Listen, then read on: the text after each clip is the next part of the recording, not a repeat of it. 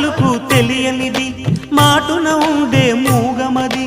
కమ్మని తలపుల కావ్యమయే కవితలు రాసే మౌనమది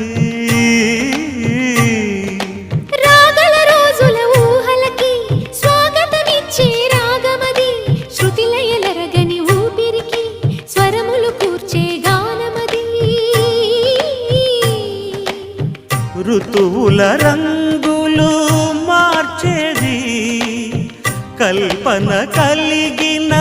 మది భావం బ్రతుకును పాటగా మలిచేది మనసున కదిలిన మృదునాదం కలవని దిక్కులు కలిపేది